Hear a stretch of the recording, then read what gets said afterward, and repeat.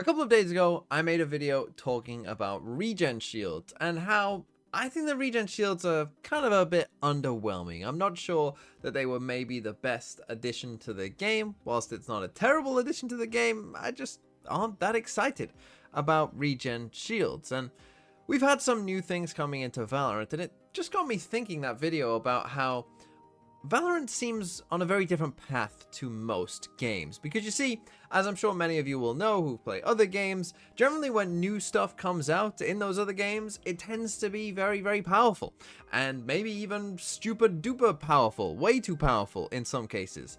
And that is called, of course, power creep. I'm sure many of you are familiar with the term. The idea being that you bring something new out and it's pretty powerful early on, so that people are excited, so that it changes the game, so that they use the new stuff, because if it's not powerful, then it won't be that impactful upon release.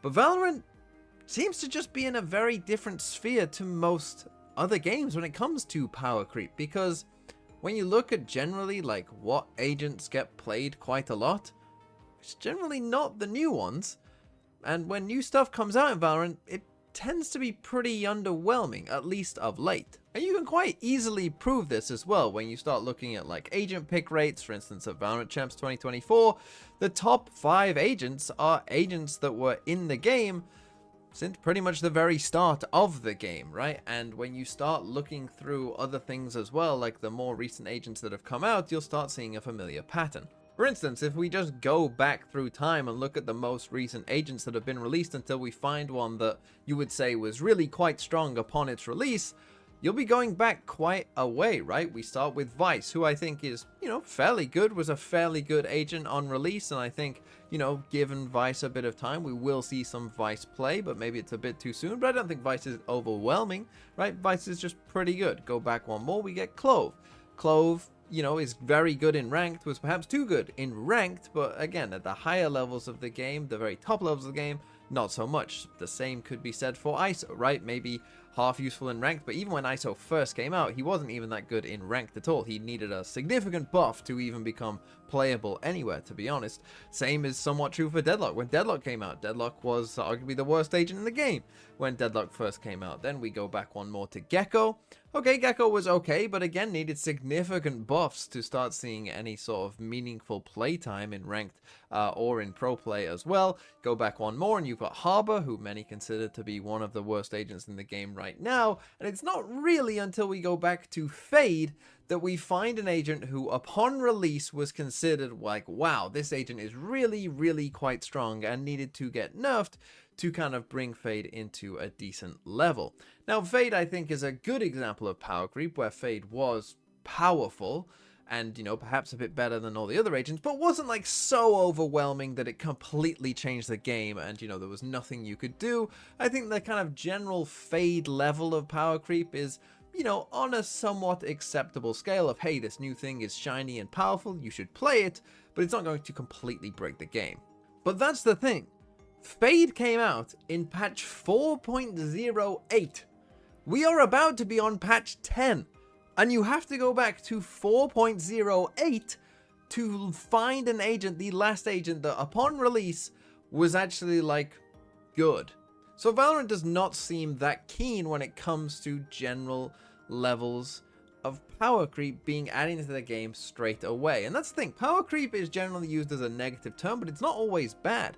Power creep can be fairly good for a game. It can create new metas, new ideas being formed about what the best things actually are in a game, and can create new and exciting times to play, right? As long as it doesn't last too long and the new strong thing gets nerfed within a certain amount of time, generally I think people are okay with, pretty powerful stuff coming into a game, so long as it doesn't last too long of a time. But Valorant seems to be avoiding this general thing that a lot of games tend to do. So why is that? Well, one argument you could have, of course, is that they have a live balance team, and things change in Valorant pretty often, right, with the live balance team. And in fact, sometimes that live balance team can create new stuff in and of itself, even if the agent might not be new or whatever. they still can make it pretty strong and create new metas. Like, of course, we've seen pretty recently with Neon, right? When Neon got buffed and started to take over the game, and had Neon not been nerfed pretty recently, you know, we probably would have seen a significant amount of Neon. Despite not being a new agent, it still was a new, fresh meta for everyone to try, because Neon had never really seen that level of play before. And as well, of course, you could look at the more recent agents, or you could look at the agents that are generally pretty popular and say that that's just a bit random, right? Perhaps it's just the fact that, you know, the agents that they first created are just pretty good for pro play in terms of what they do. And the new agents that they've been creating, right, for instance, like ISO or Clove, maybe the devs just thought that, hey, we need more kind of ranked suited agents, and so release them into the game instead. And those agents are fulfilling that role. But I do still find it a bit strange that when you look at it from the kind of holistic picture, the Valorant doesn't have a ton of power creep when it comes to adding new stuff into a game, considering that so many other games tend to have it, even if they do have live balance.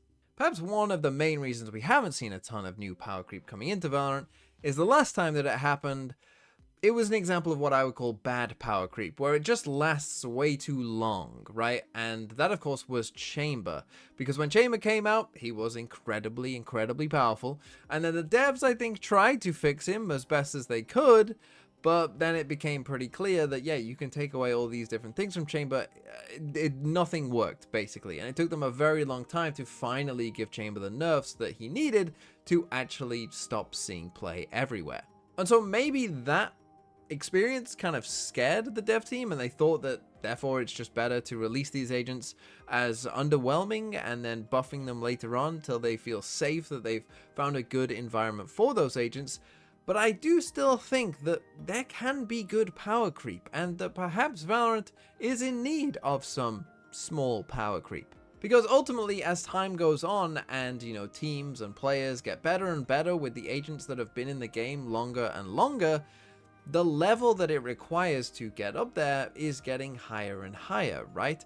And so if you leave it too long, it's gonna become the point where when a new thing comes out, unless it is incredibly broken, you're still probably gonna be better off playing, you know, what you know, because you know exactly how to play it and you have mastered that. And that's why the time, I think, is kind of ticking down slightly here, where we might need to see, you know, just some levels of power creep here for Valorant before it gets too late, before we get to that point of you have to release something incredibly broken, otherwise it's just not getting played. If Riot can find that balance level of releasing something, let's say on a Fade sort of level, where it probably is a bit stronger than most other agents into the game, and will then start to see some play on maps, and maybe change maps. You know, you think of potentially playing like Raze on Ascent back in the days, because Fade was out and Fade combos pretty well with Raze, so maybe let's try Raze on Ascent, right? Like, these kind of ideas are good ideas for a game, right? That might give you a different perspective. Maybe Raze is better than you thought on Ascent, right? And it might change the meta later on. Those kind of ideas can come from power creep. And so I'm slightly hopeful for the next agent that is coming into the game, because the next agent is an initiator, and generally initiators tend to be some of the stronger agents in the game.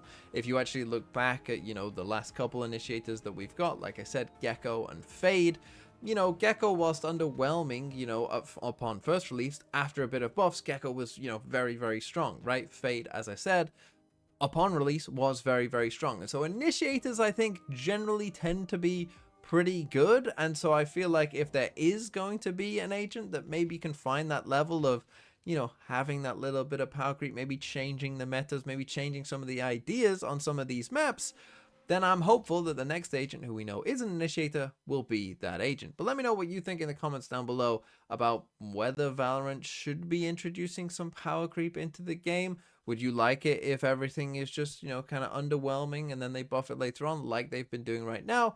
Let me know what you think.